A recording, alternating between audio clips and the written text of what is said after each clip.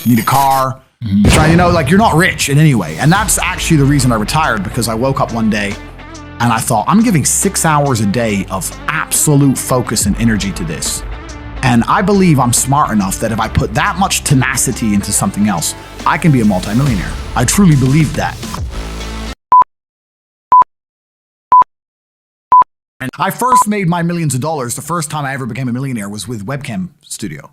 Oh, really? I didn't know that. Yeah, this is how I first ever made money. I mean, I was a kickboxing world champion, but kickboxing's not boxing, right? Yeah. So I'd make like $100,000 a fight. You fight 2 or 3 times a year. You pay 20% to your manager. You pay taxes, but you're not rich. So you get like 30 to 40% of the money. Yeah, and I didn't consider myself rich. Like 30, 40 grand chunks, twice a year, maybe 3 times a year. Living in London, London rents, need a car. You're trying, like you're not rich in any way. And that's actually the reason I retired, because I woke up one day and I thought, I'm giving 6 hours a day of absolute focus and energy to this. And I believe I'm smart enough that if I put that much tenacity into something else, I can be a multimillionaire. I truly believed that. I was like, I've realized now I've reached the pinnacle of kickboxing. My choice is either to change over to MMA, which I was offered to do earlier in my career, but at the time, the kickboxing contract paid more money. I had to pay the bills, so I went with kickboxing.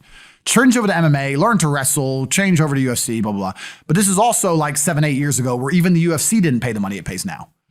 But the UFC still doesn't pay that much money from what I understand. No, if you're like top 5 or champion, yeah. But most of the dudes you're going to see there in the prelims, they're getting 10 grand a fight, 9 grand a fight. It's nothing, right?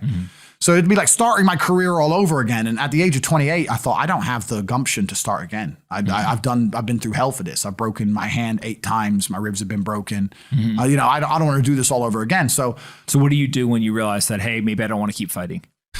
I decided to get rich. What does that mean to you? When you're sitting there, you're getting, $30,000, $40,000 kind of net on a per fight basis. Is rich to you like, hey, I want a couple $100,000, $1 million, $20 million, $1 billion? I wanted 30 or 40,000 every month. 30 or 40,000 every month. So about $500,000 a year, give or take. Okay. I thought if I had that much money, I could do whatever I wanted. Okay. That's what I decided I wanted to do. So what's step one that you do? So step one is, maybe that's how we ended up here together, my friend. Step one is, I decided to be very logical about it. Chess player, right? So I was like, I want money. What is money? How do banks work? How does credit work? What's fractional reserve banking? All these things we now know to be the biggest cons of the century, right? So I'm sitting there researching money for days and days and days.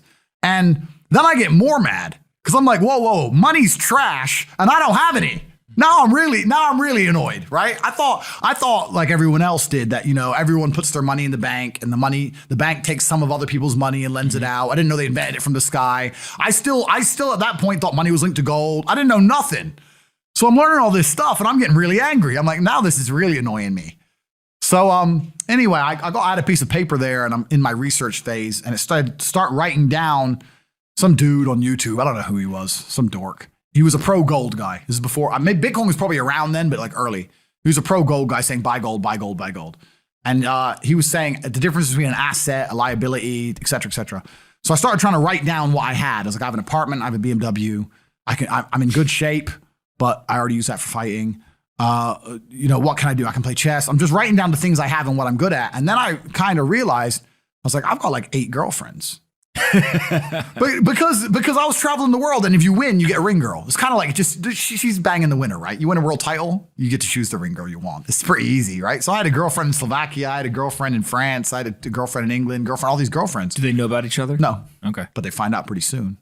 So I had all these girlfriends, so I'm like, maybe I could open a strip club and like be a pimp, and, be a gangster about it, And then that opening strip club that's literally the first thing you thought about was open a strip club? Well, I thought I have these beautiful girls. How can this is before like Twitch existed.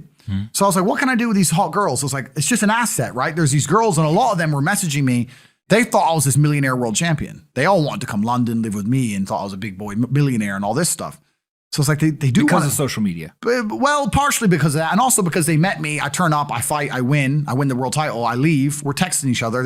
They assume I'm this big boy, right? So I'm kind of like, what am I going to do? What am I going to do? I thought, man, I investigated strip clubs, way too much money. But this asset class of beautiful women was kind of on my mind for a few days. And then by absolute coincidence, I stumbled upon somewhere on the internet. I was on one of those websites where you used to download like free games and bullshit from. And in the corner somewhere it said, hot girls want to talk to you now or something. I said, hot girls. So I clicked on that, not because I was interested, but because I thought I have hot girls. And it was one of those webcam websites. And I was like, so these girls sit here and talk to dudes for money. So I'm going to get my girls to sit. And they're naked. They're just talking. How does it work? It's 50-50. I mean, it depends on the girl, depends what she wants to do. But the majority of the job is not based around being naked. The majority of the job is based around being entertaining and being easy to talk to. And the guys who are talking to you need to find you, that you need to remember their name, remember their dog's name. You have to be smart. You can't just be a girl and be a bimbo and be naked and make money. You have to be really smart, charming, interesting, happy all the time, positive. Mm-hmm. And I thought, I'm going to try this. So I messaged all 5 of my girlfriends, told them I had a job for them, explained to them what I was going to do. I was going to launch this company. 4 of them agreed. All 4 flew in, sat around the same table. They were all like, who's she, who's she, who's she? I'm like, well, you're all my girlfriends. 2 more left. And then 2 stayed. And that was the beginning of my little attempt at a webcam empire. And I put the girls there. And my role in it all was I did all the tech side of stuff, which is the first thing, of course. And then also, and I get called a pimp a lot. But and the reason I use the term is because I don't see it as a negative term. I see it as positively inspirational and motivating person. I'd motivate the girls. I'd make sure they did their job properly. If they had a bad day online, I'd come up with a good excuse for them. Oh, it's been a football game. It's been really busy. Don't worry. You're so beautiful. Don't be upset. You did better than her. You did the best today. I keep everything organized, put the schedules together, all that kind of stuff. And is it hard? It's hard because women have to want to work for you. Okay. Women have to want to obey you. That's what's hard. And you don't do that. This is one of the biggest misconceptions. I really want to clear this up. People in the movies and stuff, pimps are like aggressive, mean men. Complete opposite. Pimps are more like James Bond. James Bond's a pimp. He sleeps with a girl to get information. He doesn't care about her. He is absolutely and utterly a pimp. He doesn't hit her. He makes her love him. She does what he wants. He uses sex as a weapon to reward her, and then he disappears. That James Bond is absolutely and utterly a pimp.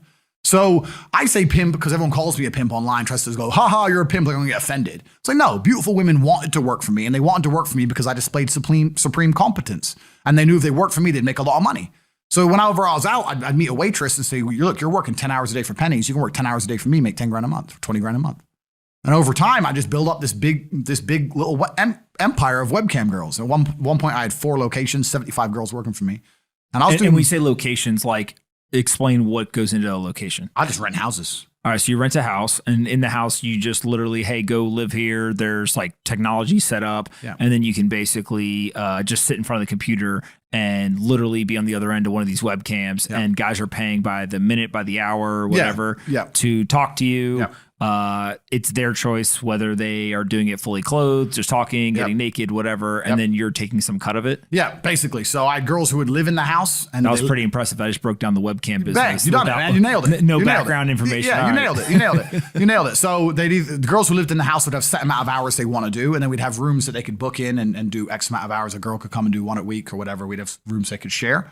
And then, very much exactly like you said. They'd go online, they'd do their hours, they'd have their regular customers, they'd get their money.